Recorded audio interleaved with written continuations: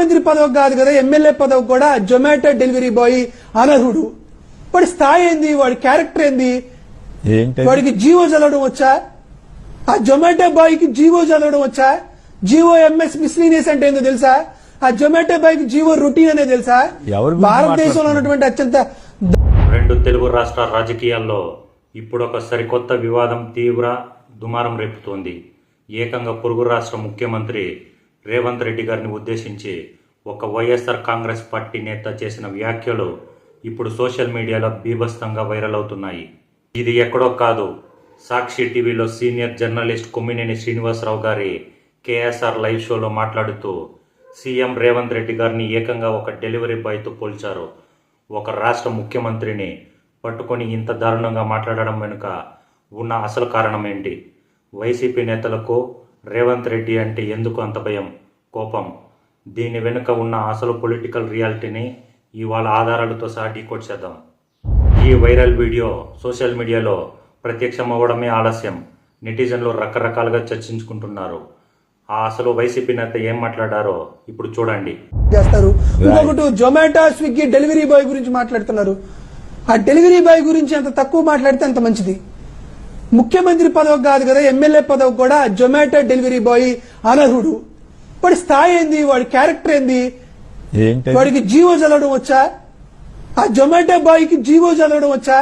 GO MS miscellaneous అంటే ఏందో తెలుసా? ఆ జొమాటో బాయ్ కి జీవో రొటీన్ అనేది తెలుసా? భారతదేశంలో ఉన్నటువంటి అత్యంత దారుణమైనటువంటి సంఘటనలో ఆ జొమాటో బాయ్ అనేవాడు ముఖ్యమంత్రి అయ్యాడు గాని, లేకపోతే ఆ డెలివరీ బాయ్ ముఖ్యమంత్రి. ఆ డెలివరీ బాయ్ వచ్చి ఎత్తుకెళ్లిపోయేటువంటి డెలివరీ బాయ్ వచ్చి రేవంత్ గురించి ఎవడో డెలివరీ బాయ్ ఉభయ తెలుగు రాష్ట్రాల్లో తెలుసండి. డెలివరీ బాయ్ వచ్చి గురించి వ్యక్తిగతంగా మాట్లాడొద్దు, విధానపరంగా ఆయన కుటుంబం గురించి మాట్లాడానా? ఆయన గురించి డెలివరీ మరి ఆయన విధానపరంగా మాట్లాడే అవసరం ఏముంది? కాంగ్రెస్ పార్టీ గెలిచిందా? అది చెప్పండి, ఆ పాయింట్ చెప్పండి తప్ప వ్యక్తిగతంగా డెలివరీ బాయ్ అట్లా గౌరవంగానే మాట్లాడాలి. జొమాటో డెలివరీ బాయ్ కంటే సార్ తప్పు అట్లా డెలివరీ బాయ్ ని సార్ నా తప్పుని నేను వినవించుకుంటున్నా. నిజంగా నేను జొమాటో స్విగ్గీ డెలివరీ బాయ్ ని ఏమన్నా రేవంత్ రెడ్డితో కంపేర్ చేసి డెలివరీ బాయ్ స్థాయిని తగ్గించి ఉంటే నిజంగా జొమాటో డెలివరీ ఒక ముఖ్యమంత్రి స్థాయి వ్యక్తిని పట్టుకొని పోలీస్ స్టేషన్ల చుట్టూ తిప్పుతూ డెలివరీ చేసే డెలివరీ బాయ్ లాంటి మాట్లాడడంపై ఇప్పుడు తీవ్ర ఆగ్రహం వ్యక్తమవుతోంది. అసలు ఒక సీఎంని ఇంతలా కించపరిచి మాట్లాడాల్సిన అవసరం వైసీపీ నేతలకు ఎందుకు వచ్చింది? అసలు ఇక్కడ ఏం జరుగుతుందో ఒక్కసారి లోతుగా గమనిస్తే అసలు రియాలిటీ ఏంటో మనకు అర్థమవుతుంది.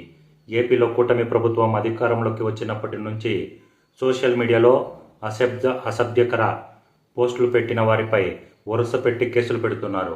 అయితే ఏపీ పోలీసుల నుంచి తప్పించుకోవడానికి చాలామంది వైసీపీ సోషల్ మీడియా యాక్టివిస్టులు తెలంగాణకు వచ్చి హైదరాబాద్ పరిసరాల్లో దాక్కుంటున్నారు. కానీ ఇక్కడే అసలు ట్విస్ట్ ఉంది. తెలంగాణ సీఎం రేవంత్ రెడ్డి గారు ఏపీ పోలీసుల అరెస్టులకు ఫుల్ సపోర్ట్ ఇస్తున్నారు. తెలంగాణ పోలీసులు కూడా ఏపీ పోలీసులకు సహకరిస్తూ ఇక్కడ దాక్కున్న వైసీపీ సోషల్ మీడియా యాక్టివిస్టులను వరుసగా దొరకబట్టి ఏపీ పోలీసులకు అప్పగిస్తున్నారు. తమ వాళ్లను పట్టుకుపోతుంటే రేవంత్ రెడ్డి గారు అడ్డుపడకుండా కూటమి ప్రభుత్వానికి సహకరిస్తున్నారనే పచ్చి ఫ్రస్ట్రేషన్, కోపం వైసీపీ నేతల్లో క్లియర్గా కనిపిస్తోంది. అందుకే ఆ కోపంతోనే నువ్వు ఏపీ కూటమి ప్రభుత్వానికి చంద్రబాబు, పవన్ కళ్యాణ్కు డెలివరీ బాయ్లా పనిచేస్తున్నావు, వాళ్ళు చెప్పినట్టు వింటూ మా వాళ్ళను స్టేషన్ల చుట్టూ తిప్పుతున్నావు అని రేవంత్ రెడ్డి గారిని కించపరుస్తూ ఆ వైసీపీ నేత సాక్షి టీవీలో సవాల్ విసిరాడు. అంటే ఇది కేవలం అరెస్టుల దెబ్బకు తట్టుకోలేక బయటకు వచ్చిన పచ్చి బూతు కోపం మాత్రమే. రాజకీయాల్లో విమర్శలు, ప్రతి విమర్శలు సహజమే. కానీ ఏపీలో తమ సోషల్ మీడియా ఆర్మీని అరెస్ట్ చేస్తున్నారనే కోపంతో పక్క రాష్ట్ర ముఖ్యమంత్రిని ఇలా డెలివరీ బాయ్ అంటూ సాక్షి టీవీ సాక్షిగా కించపరచడం ఎంతవరకు కరెక్ట్?